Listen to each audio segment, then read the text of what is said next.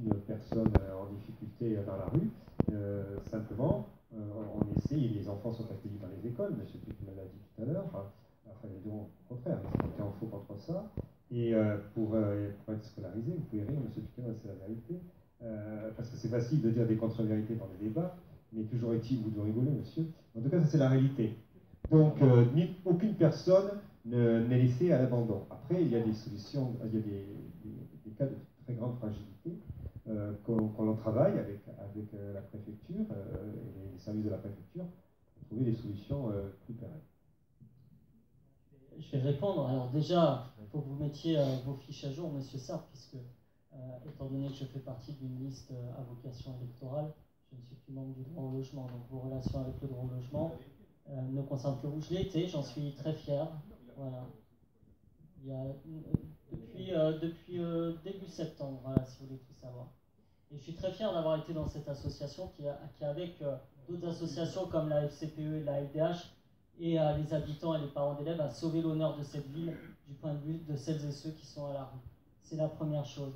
Et vous faites partie d'une liste qui dit aimer Toulouse, mais qui en même temps foule aux pieds ces traditions d'accueil et d'hospitalité. C'est-à-dire en prenant effectivement des arrêtés anti-bivouac, en n'étant pas volontariste sur la question et en baissant toujours la tête devant la préfecture et l'État et le gouvernement actuel. Je vous rappelle qu'ici, il y a des gens, je ne sais pas si vous connaissez le poète Aussonne, au IVe siècle, il disait ça de notre ville. Toulouse est composée de peuples innombrables, déjà au IVe siècle. Bien, c'est notre cas. Ici, il y a des gens qui viennent du Portugal, d'Espagne, d'Algérie, du Vietnam. Et nous en sommes très fiers. Et à l'heure où à Lesbos, il y a la police grecque qui s'amuse à tirer, malheureusement c'est pas un jeu, qui tire sur des réfugiés, eh bien oui, notre ville se doit être une ville sans peur sur la question et être à la hauteur de la situation humanitaire actuelle et ne pas laisser les gens mourir dans ces rues quand c'est pas dans la Méditerranée. C'est la première chose. La deuxième chose, je réponds aux questions, hein, sur la question des déchets.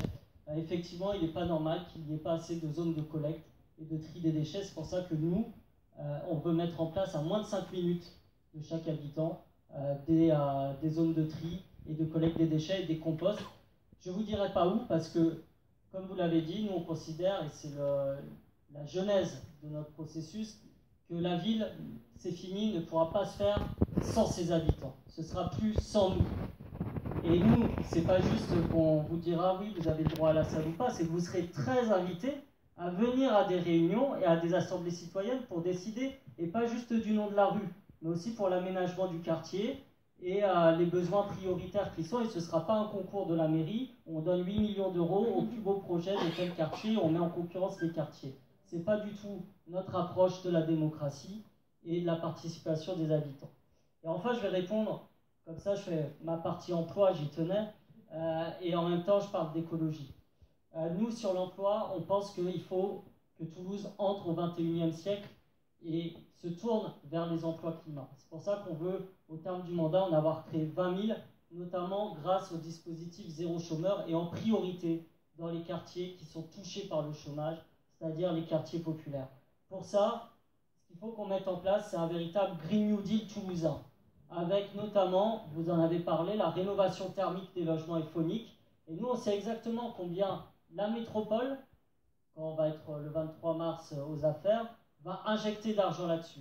66 millions d'euros sur le mandat. Vous savez ce que c'est 66 millions d'euros? C'est ce qu'a mis l'actuelle municipalité sur l'embellissement, le seul embellissement du centre-ville. Voilà les priorités aujourd'hui.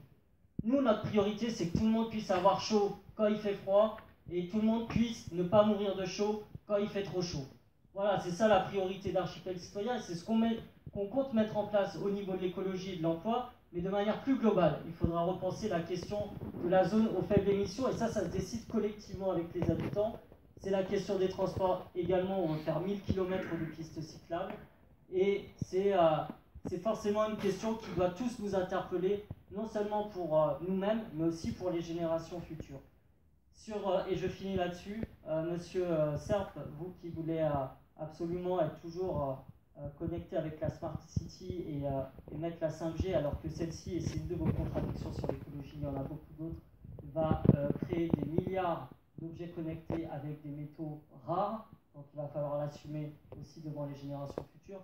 je vous conseille, au lieu de vouloir mettre la 5G, de vous connecter avec la réalité des habitants, parce que visiblement, actuellement, il y a une déconnexion de l'actuelle municipalité.